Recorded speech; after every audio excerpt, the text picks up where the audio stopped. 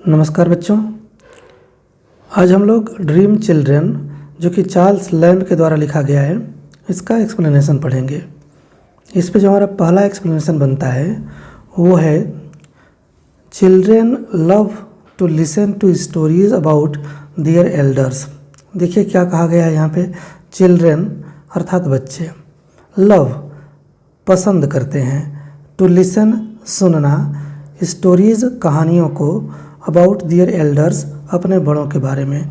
बच्चे अपने बड़ों के बारे में कहानियों को सुनना पसंद करते हैं। व्हेन दे वर चिल्ड्रन, जब वो बच्चे थे, अर्थात बड़े लोग जब बच्चे थे तो उनके बारे में कहानियों को सुनना बच्चे पसंद करते हैं। आगे क्या लिखा है, टू स्ट्रेच, स्ट्रेच मीन्स होता है फैलाना, टू स्ट्रेच दियर इमेजिनेशन। देखिए टू स्ट्रेच मीन्स फैलाना, दियर इमेजिनेशन माने कल्पना को। बच्चे अपने कल्पना को फैलाते हैं, अर्थात बच्चे कल्पना करते हैं टू द कंसेप्शन, कंसेप्शन अर्थात विचारधारा of traditionally grand uncle. Traditionally मतलब होता है कथा अनुसार, जिनके बारे में सुनते आए हैं। तो बच्चे अपने कल्पना के विस्तार को, अपने कल्पना को और बढ़ा करके अपने उस ग्रैंड अंकल या जो उनकी ग्रैंड माँ है या दादी हैं उनके बारे में सोचते हैं, होम दे नेवर सा, जिनको उन्होंने कभी नहीं देखा है। अर्थात इसको ऐसे हम कह सकते हैं कि बच्चे अपने बड़ों के बारे में कहानियाँ सुनना पसंद करते हैं जब बड़े लोग बच्चे थे, और जिन अपने चाचा को, अपने दादी को बच्चों ने कभी नहीं देखा था, वहाँ तक वो अपनी कल्पना का विस्तार करके, अपनी कल्पना को फैला करके और उनके बारे में कहानियों को सुनना इन बच्चों को अच्छा लगता है। ठीक है, अब इसका रेफरेंस देखते हैं क्या लिखा है। These lines have been taken from the essay Dream Children. ठीक, ए रेवरी, रेवरी मीन्स होता है दिवा स्वप्न, अर्थात दिन में देखा जाने वाला सपना। आप लोग भी खूब देखते होंगे। ठीक, जब खाना पीना खा लेते होंगे और आराम से बैठ जाते होंगे या दिमाग खाली रहता होगा तो खूब ये देखते हैं दिवा स्वप्न। इंटरमीडिएट में आपने एक चैप्टर पढ़ा होगा महमूद वाला, द काइट मेकर, वो देखिए दिवा स्वप्न देखा करता था। ठीक है, तो वही रेवरी बता रहे हैं। These lines have been taken, ये जो पंक्तियाँ हमारी ली गई हैं फ्रॉम द एसे, इस जो लेख से जिसका नाम है ड्रीम चिल्ड्रन ए रेवरी, अर्थात जो एक दिवा स्वप्न है, रिटन बाई चार्ल्स लैम्ब, जिसके कि चार्ल्स लैम्ब के द्वारा लिखा गया है।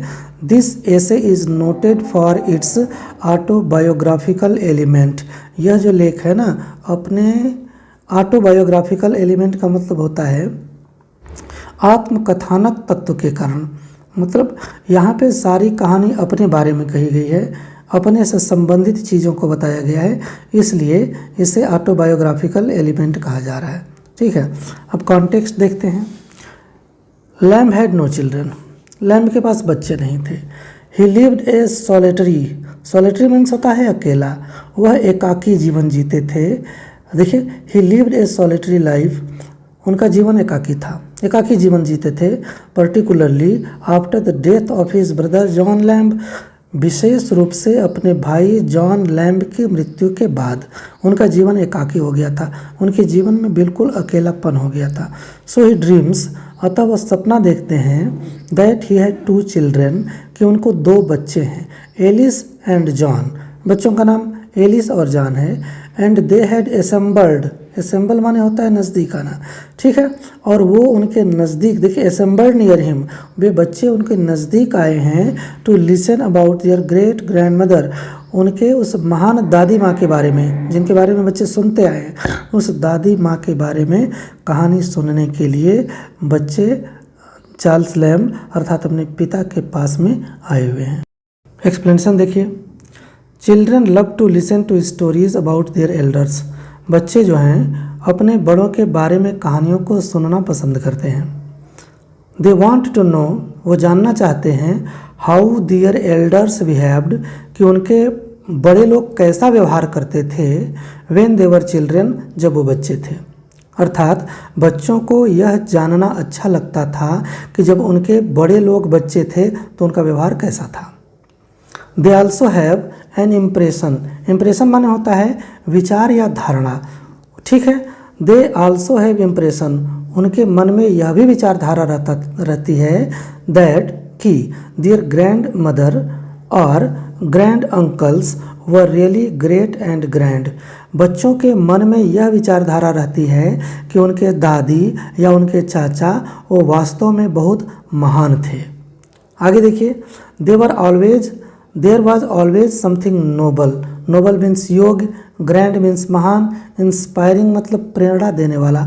बच्चे हमेशा उनको नोबल मानते थे, ग्रैंड मानते थे एंड इंस्पायरिंग मानते थे अबाउट देम।